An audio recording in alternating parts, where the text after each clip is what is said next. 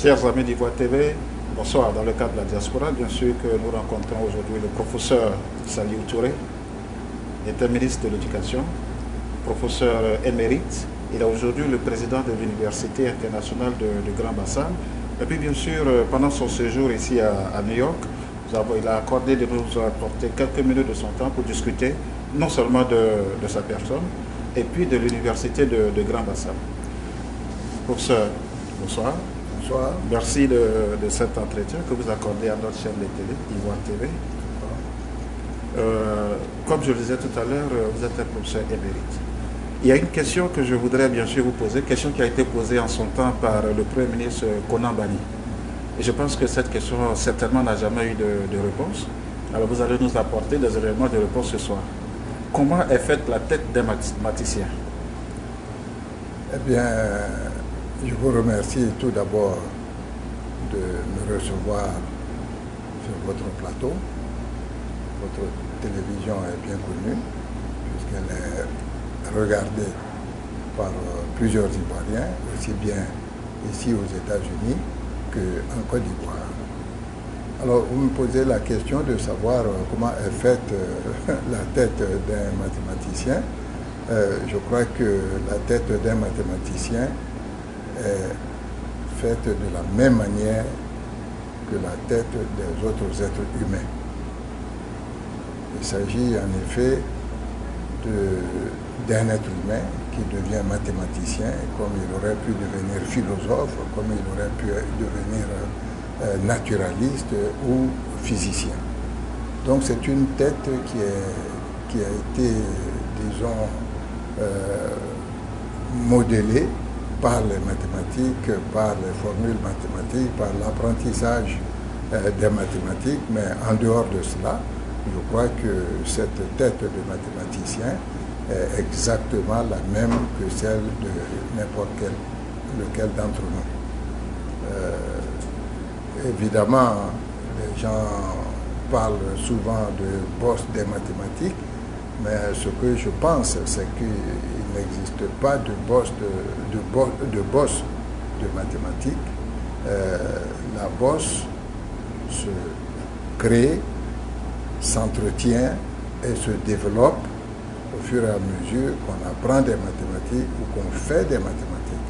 Parce que faire des mathématiques, c'est essentiellement apprendre des mathématiques et participer au développement des mathématiques en démontrant des théorèmes que d'autres ont trouvés, mais aussi en participant à la construction même des mathématiques. Donc en dehors de cela, la tête d'un mathématicien est semblable à celle de Monsieur Tout-le-Monde. Alors, Monsieur le ministre, permettez, des fois je vais vous appeler professeur, Monsieur le ministre, président. Monsieur le ministre, de vos premières années à l'université, vous êtes rentré en tant qu'étudiant agronome. Alors, comment s'est fait la transition depuis cette époque jusqu'à arriver aux mathématiques? Oui, alors disons que je ne suis pas rentré à l'université en tant qu'ingénieur agronome. J'ai toujours étudié les mathématiques dès le lycée, en effet. Nous avons commencé au collège moderne de Bingerville. Ensuite, nous sommes allés en France dans les classes de première de mathématiques élémentaires, parce qu'à l'époque, la terminale C d'aujourd'hui s'appelait la classe de mathématiques élémentaires. Et après la classe de mathématiques élémentaires, naturellement, je me suis inscrit à la faculté des sciences de Paris, parce qu'à l'époque, disons-le, il n'y avait pas d'enseignement supérieur bien structuré en Côte d'Ivoire, donc il fallait, nous les premiers étudiants, on avait été envoyés en France par l'État de Côte d'Ivoire, et c'est donc ainsi que j'ai fréquenté la faculté des sciences de Paris, que j'ai fait une licence de mathématiques, et ensuite un doctorat du 3e cycle, et par finir, j'ai soutenu mon doctorat d'État en analyse harmonique, qui est une des branches les plus florissantes des mathématiques et les plus fécondes également. Donc après tout cela, mais après ma thèse de 3e cycle, je dois dire, je suis revenu parce que j'étais assistant à l'université de Besançon en France. Je suis donc revenu en Côte d'Ivoire parce que on m'avait informé du fait qu'il n'y avait pas d'enseignants ivoiriens en mathématiques et je voulais vraiment aider mes jeunes frères de l'époque. Donc j'ai quitté mon poste de Besançon pour venir à l'université d'Abidjan qui était naissante. Rappelons-le, c'était en octobre 1966, il y a vraiment bien longtemps. Alors, professeur, vous avez aussi dirigé l'IRMA. Grâce à vous, l'IRMA a vu le jour. Vous avez été appelé à diriger l'Université internationale de Grand Bassam. Alors, comment s'est porté le choix sur votre personne? Eh bien, disons que c'est vrai, c'est moi qui avais souhaité créer l'Institut de recherche mathématique d'Abidjan, l'IRMA, parce que j'estimais qu'il fallait commencer à intéresser nos jeunes frères et sœurs aux mathématiques dès les lycées. Or, j'estimais que l'enseignement des mathématiques n'était pas adapté à l'environnement africain. Parce qu'on faisait ce qu'on appelait à l'époque les mathématiques modernes.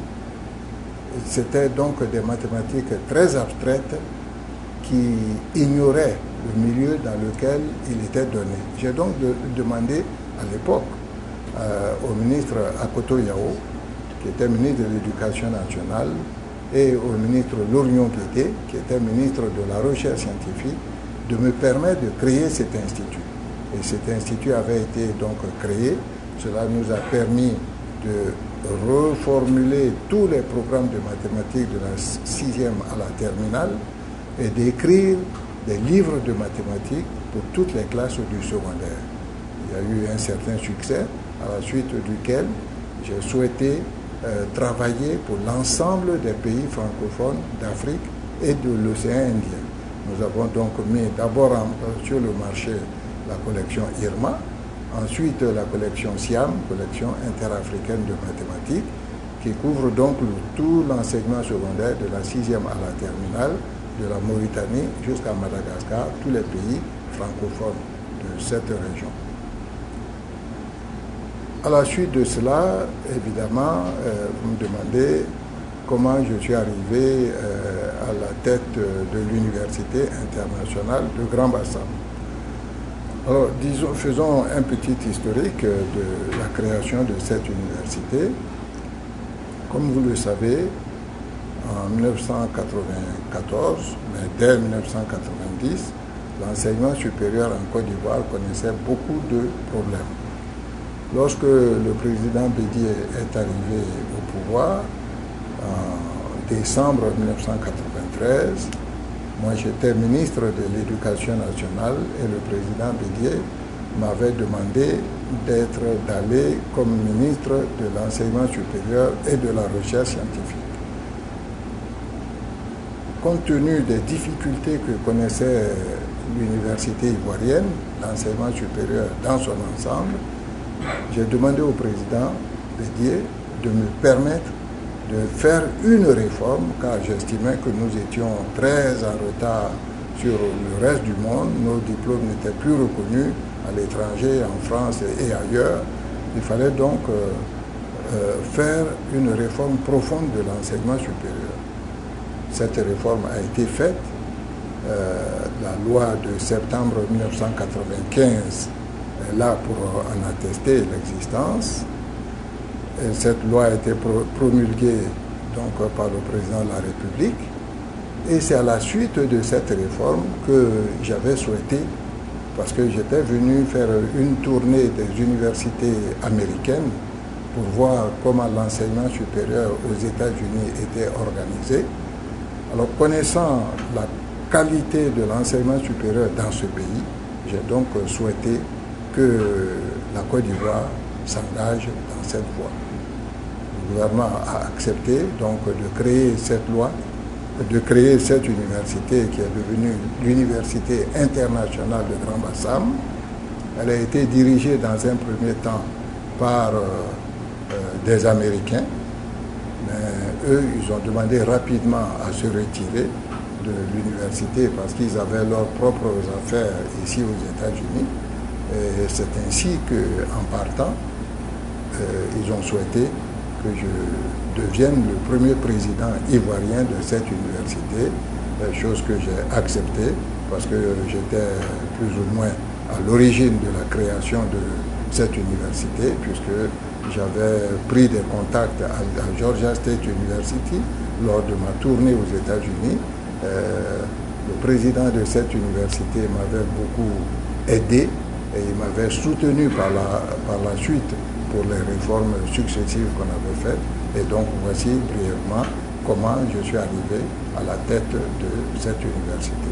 Alors, Monsieur le Président, cette université regorge aujourd'hui combien de filières? Alors, disons tout de suite que l'université, lorsque je suis arrivé, il y avait 27 étudiants. C'était en novembre 2006. Aujourd'hui, nous avons environ 400 étudiants. Nous avons reformulé l'université, nous l'avons restructurée pour en faire une véritable université. Aujourd'hui, nous avons essentiellement 2 écoles. Il y a ce que nous appelons School of Science, Technology, Engineering and Mathematics, STEM en abrégé, et il y a une école, la deuxième école, c'est Business and Social Sciences, donc BSS. Donc cette université comporte donc à l'heure actuelle 2 écoles qui sont dirigées par 2 jeunes Ivoiriens que d'ailleurs j'ai recrutés ici en Côte d'Ivoire. L'un des doyens, c'est Nda Kofi, qui était professeur ici à New York. Et le deuxième, c'est Sylvie Marcel, que j'ai recruté à Londres. Je leur ai demandé de venir m'aider à développer cette université. Ils ont accepté de venir. Et donc aujourd'hui, nous avons 2 écoles que j'ai citées. Nous avons plusieurs filières. Nos étudiants commencent, font 2 ans à Bassam et viennent terminer dans nos universités partenaires ici aux États-Unis. Donc je dois dire qu'aux États-Unis, nous avons beaucoup d'universités partenaires. Il y a la première, c'est Georgia State University à Atlanta. La deuxième, c'est University of Houston au Texas. La troisième, c'est l'University of Alabama à Birmingham. La quatrième, c'est l'University of Central Arkansas à Little Rock. Donc voici, et je viens de Houston mercredi dernier. Nous avons signé un partenariat avec ce qu'on appelle EGI, l'Université de l'Utah, Energy Geoscience Institute de l'Université de l'Utah. Donc voici nos partenaires ici aux États-Unis. Je dois dire que nos étudiants qui viennent ici réussissent brillamment parce que nous avons déjà des étudiants qui ont passé leur bachelor, qui sont en cours de master et qui sont en cours de PhD même. Donc nous sommes fiers de nos produits, des étudiants que nous envoyons ici aux États-Unis d'Amérique. Alors Monsieur le Président, on sait que l'une de vos préoccupations, c'est de pouvoir insérer ces étudiants dans la vie sociale, ce que vous avez appelé bien sûr formation emploi. Est-ce qu'aujourd'hui ce système aujourd'hui porte et combien d'étudiants avez-vous pu déjà insérer dans la vie professionnelle? Oui, votre question est très intéressante, c'est une question pertinente. Quand vous regardez la réforme de l'enseignement supérieur que nous avions faite à l'époque, c'est-à-dire dès 1995, nous avions souhaité que l'université et l'enseignement supérieur soient un enseignement supérieur de développement. C'est-à-dire que l'enseignement supérieur ne doit pas dispenser le savoir pour le savoir, mais l'enseignement supérieur doit être mis à la disposition du développement d'une nation. Et c'est ce qui se passe ici aux États-Unis, et c'est ce que, en tout cas, j'avais constaté lorsque je suis venu au mois d'août 1994 faire la tournée des universités américaines. Donc, nous, après cette réforme et la création de l'Université internationale de Grand Bassam, nous avons essayé d'appliquer cette politique, c'est-à-dire ouvrir l'université au secteur public et privé, aux entreprises publiques et privées. Travailler étroitement avec les entreprises, les chefs d'entreprise, les associer à notre gestion, de façon qu'ils sachent ce que nous faisons à l'université, les associer à la définition des programmes de formation de nos étudiants. Et cette politique porte ses fruits parce qu'à l'heure actuelle, nous avons de nombreux étudiants qui travaillent aujourd'hui, soit en Côte d'Ivoire, soit aux États-Unis, dans des entreprises privées. Je peux vous dire que certains de nos étudiants travaillent aujourd'hui au siège de Coca-Cola à Atlanta.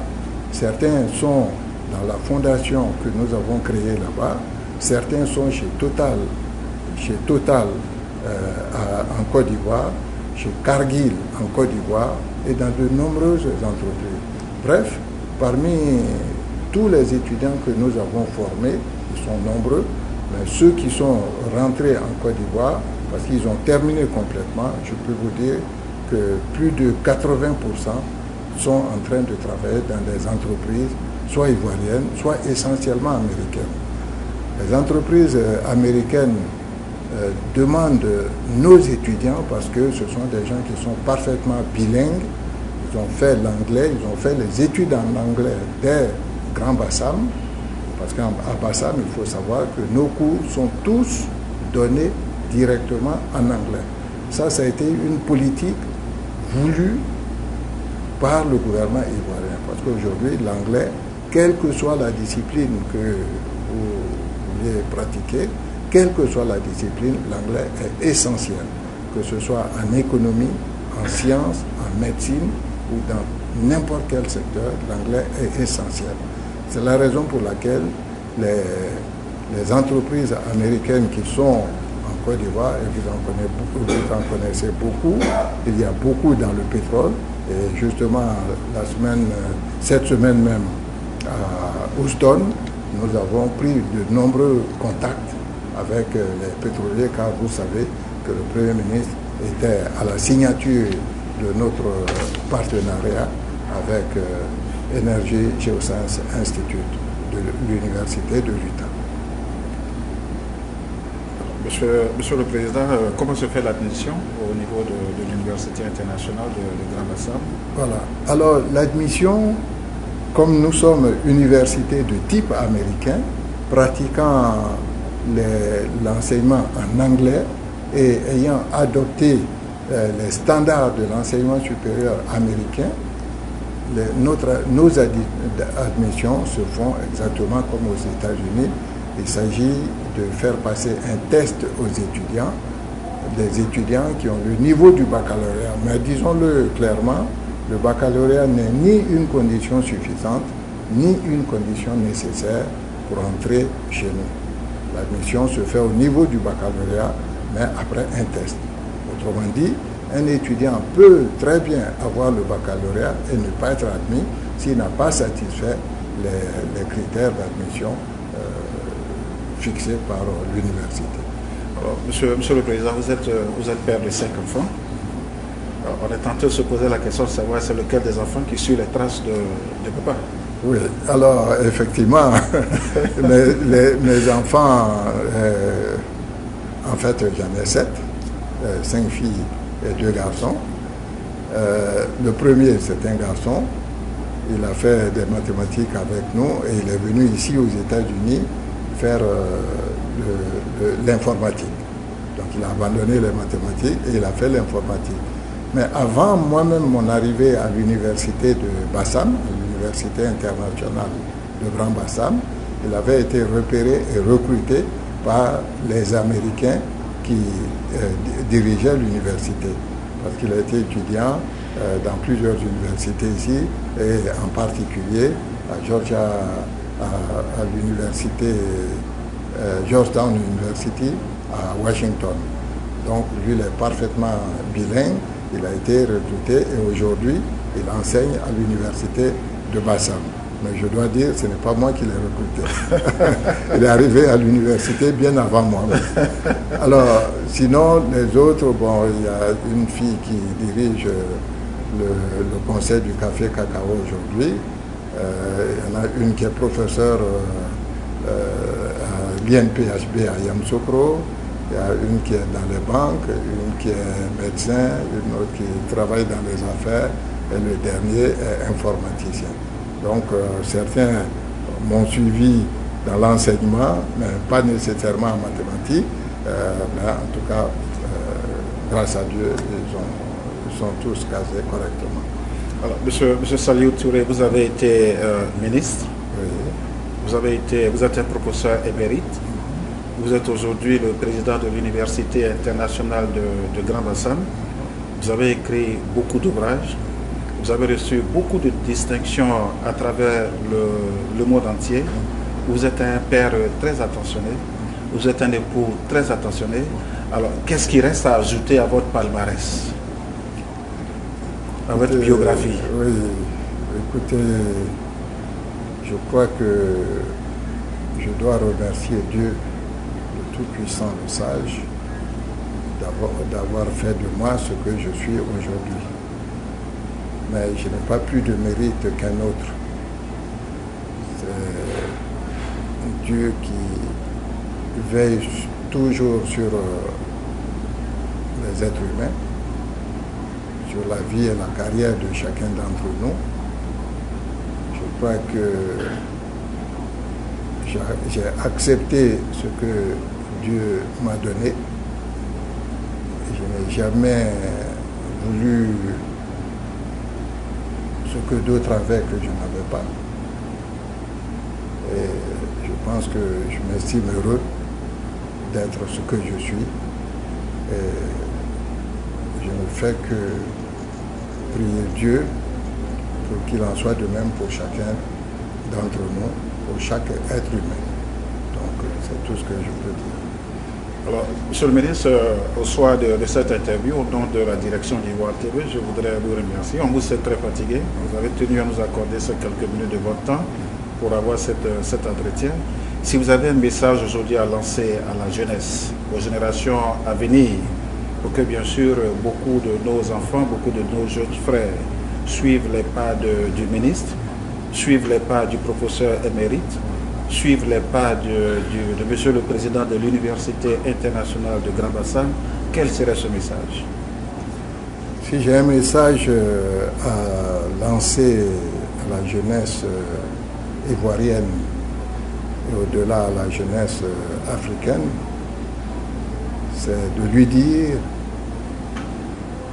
qu'il n'y a que le travail qui paye. Ils doivent être conscients de leur responsabilité, les jeunes africains, de leur responsabilité vis-à-vis de leur famille, mais aussi vis-à-vis de leur pays et de l'Afrique tout entière. En effet,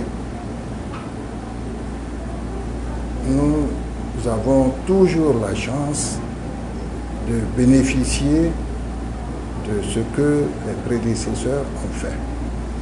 Et comme le disait très souvent notre père à tous, le président Félix Houphouët-Boigny, la main qui donne est toujours au-dessus de la main qui reçoit. J'estime que l'Afrique a suffisamment tendu la main pour recevoir de l'extérieur ce dont elle avait besoin. Aujourd'hui, il appartient, de mon point de vue, aux jeunes Africains de prendre conscience du fait qu'ils doivent se former et bien se former. Car, et c'est le président Houphouët qui le disait aussi, il n'y a de richesse que d'hommes. S'ils sont formés et bien formés, ils permettront à l'Afrique de cesser de tendre la main mais surtout, ils permettront à l'Afrique d'être présente non seulement au cours du XXIe siècle, mais au cours des siècles précédents. Ils permettront à l'Afrique de participer au développement humain durable de notre continent. L'Afrique est un continent très riche sur le plan des matières premières. Les jeunes Africains doivent savoir que ce sont eux qui doivent transformer ces matières premières qui ne devraient plus venir en Occident pour retourner transformer sur notre continent. Donc, le message est simple. Nos enfants, les jeunes Africains, les jeunes Ivoiriens doivent travailler très dur. Ils doivent travailler pour que notre continent sorte enfin des difficultés que nous connaissons. Merci bien, Monsieur le ministre. Monsieur le Président, encore une fois de plus, merci. Voilà, chers amis de la diaspora, c'était Monsieur le ministre, Monsieur le Président de l'Université internationale de Grand Bassam, professeur émérite. Dans un autre sens, pour ce message qu'il a lancé à la jeunesse, Houphouët-Boigny avait l'habitude de dire, notre père à tous, la jeunesse n'est pas une carrière, mais une étape de la vie. Si elle s'oriente mal au départ par son immobilisme et son désintérêt, eh bien, l'avenir est très lourdement hypothéqué, dans un autre sens. Bonsoir, dormez bien, et puis nous prenons rendez-vous pour la prochaine fois. Merci beaucoup, monsieur le ministre. Merci beaucoup. Merci beaucoup. Merci bien. Merci. Vous l'avez découvert ici. Encore un hit que vous avez découvert. Ivoire TV. Ivoire TV.